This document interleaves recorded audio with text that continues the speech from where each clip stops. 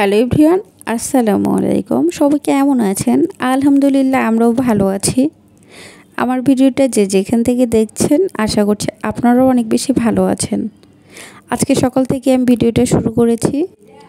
ঘুম থেকে উঠে ফ্রেশ হয়ে আমি চলে গিয়েছি রান্নাঘরে, কারণ আমার বাসায় মেহমান আছে। আমি যখন একা থাকি তখন নাস্তা নিয়ে আমার কোনো প্যারা থাকে না। আমি ইচ্ছে হলে খাই, না হলে না খাই। আর বেশিরভাগই সকালে আমার নাস্তা করা হয় না। আজকে যখন বাসায় মেহমান আছে, তাই আমি সকাল সকাল চলে গিয়েছি নাস্তা বানাতে।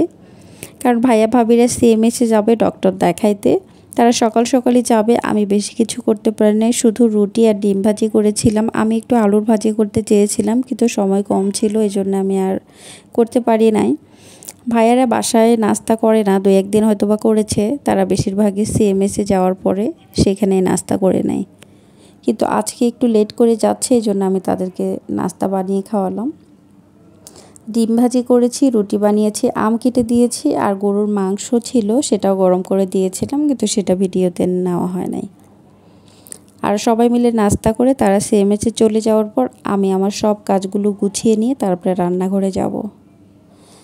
আমি বেডটা পরিষ্কার করে নিচ্ছিলাম প্রথমে। আসলে বেড যদি পরিষ্কার থাকে, গোছানো থাকে, তাহলে মনে হয় পুরো রুমটাই সুন্দর লাগে, পুরো রুমটাই মনে হয় গোছানো লাগে।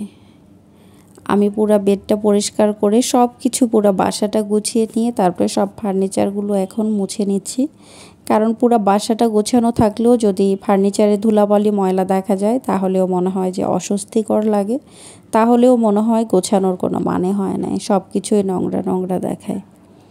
এজন্য শুধু গুছিয়ে নিলেও হয় না, সব কিছু পরিষ্কার করেও নিতে হয়। আমি সব কিছু গুছিয়ে নেওয়ার পর সব কিছু পরিষ্কার করে নিয়েছি, কারণ এটা করলে আমি মানসিক শান্তি পাই। আপনার রুমে অনেক দামি জিনিস থাকতে হবে বা দামি আসবাবপত্র থাকতে হবে এমন কোনো কথা না। আপনার যা আছে, যেটা আছে সেটাই আপনি পরিষ্কার করে রাখেন, তাহলে আপনার মনটা অনেক বেশি ভালো লাগবে। সব কিছু পরিষ্কার পরিচ্ছন্ন করে রাখতে পারি, তখন আমার এতটাই আমি মানসিক শান্তি পাই। আমার মনে হয় যে আমাকে অনেক কিছু কেউ দিলেও আমি যতটা মানসিক শান্তি পাই না, তার চেয়েও বেশি পাই। আর আপনি যেটাতে মানসিক শান্তি পান, সেটা আপনি অবশ্যই করবেন। কে কী ভাবলো, কে কী বললো, কারো কথা ভাবার দরকার নেই। আপনি যেটাতে মানসিক শান্তি পান, আপনি সেটাই করবেন। আমি সব পরিষ্কার করে চলে আসলাম, জগটাও পরিষ্কার করে নিতে। আজকে ভাবলাম যে জগটাও ধুয়ে নেই। মগ তো প্রতিদিনই পরিষ্কার করা হয়। তারপরে ওভেনের ঢাকনা, ওভেনের ভিতরে যে ইয়েটা থাকে, সেটাও পরিষ্কার করে নিলাম।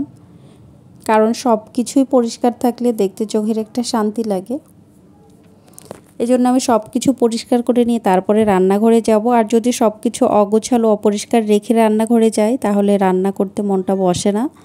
টেনশন হয়, ঘরের সব কাজগুলো পড়ে আছে, কখন করে নিব।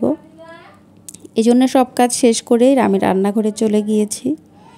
আমি যে ঢেঁড়স ভাজি বসিয়ে দিয়েছি, আর একদিকে ভাত বসিয়ে দিয়েছি, কারণ সব কাজ গুছিয়ে গিয়েছি, একটু লেট হয়ে গিয়েছে, জন্য একটু তাড়াতাড়ি করার চেষ্টা করছিলাম। আর আসলে ভিডিও করতে গেলে 1 ঘন্টার কাজ আরও 2 ঘন্টা লেগে যায়, এই জন্য আমি বেশিরভাগ ভিডিওই নেই না। আর ভিডিও করাটা খুবই কষ্টকর মনে হয়, ঝামেলা মনে হয়। আমি জানি না আপনাদের কাছে এমন লাগে কি না। আমি তো এমনিই কাজে একটু স্লো, অনেক দ্রুত করতে পারি না, আর তারপরেও যদি ভিডিও করতে যাই, তাহলে তো আমার অবস্থাটা বাজে হয়ে যায়।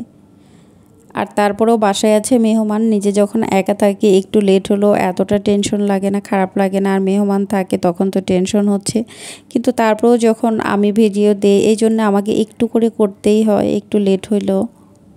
আর আজকে আমি সুন্দর করে মাছটাও ভুনা করে নিচ্ছি। এখন মাছের মধ্যে আমি পানি দিয়ে দিয়েছি, আর আমার মাছটা হয়ে যাচ্ছে। আর মাছের পিসগুলো এত ছোট হয়েছে, সব মাছওয়ালাগুলো মাছ কাটতে পারে না, ছোট পিস দেখলে আমার মাথাটা খারাপ হয়ে যায়।